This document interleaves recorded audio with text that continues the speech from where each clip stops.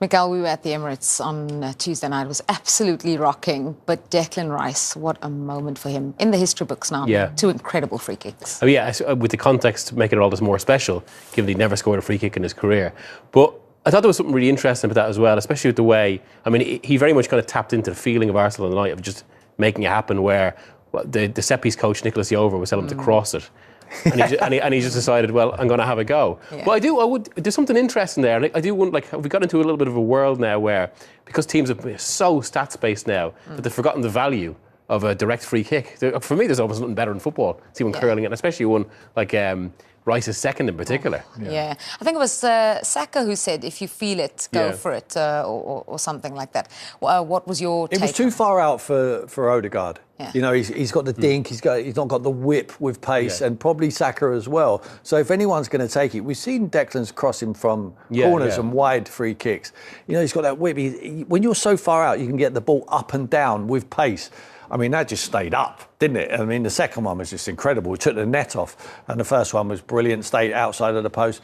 Absolutely magnificent. I'm really pleased for Declan. He took a lot of stick. Everyone, when having a little down periods, people always look at price tags of what players have gone for. 100 million, too much money. They were singing at the end that we got him half price. In my opinion, they got him half price.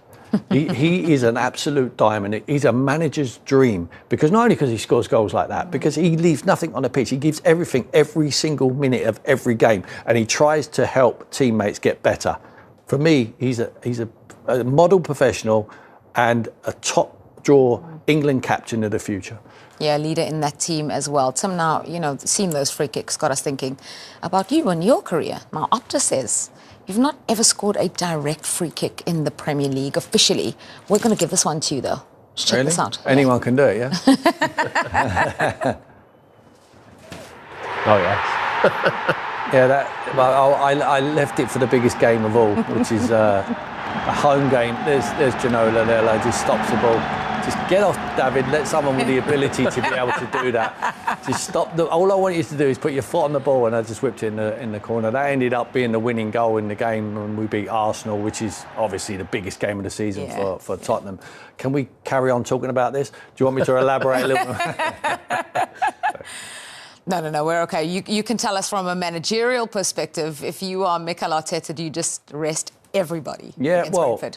You can't rest everyone. Some of them have got to play. Some of them need the minutes. But I think you're in a luxury position now where you've got the lead and you need to manage it now, and you need to manage the minutes of the players, the ones you want and identify to play in that return leg at the Bernabeu.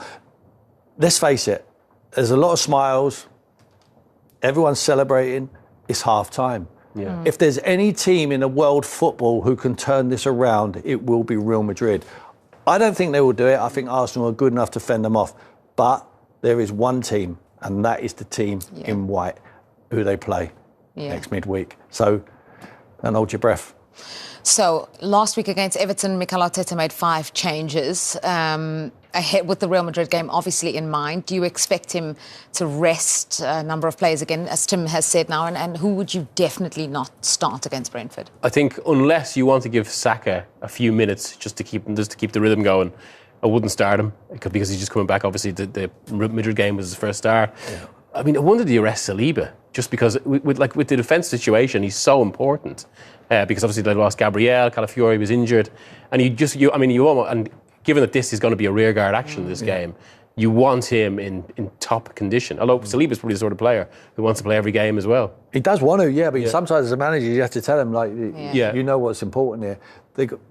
Kibior played well. I thought he did, really well. He was a bit of a Senderos in 2006. Yeah, so look, they've got options. Ben White, he needs the minutes. I'm not suggesting he was going to play next midweek. He's not. But if you do get an injury to someone else, then someone needs to be ready. You need to be physically ready to step into a game in a hostile environment like the Bernabeu.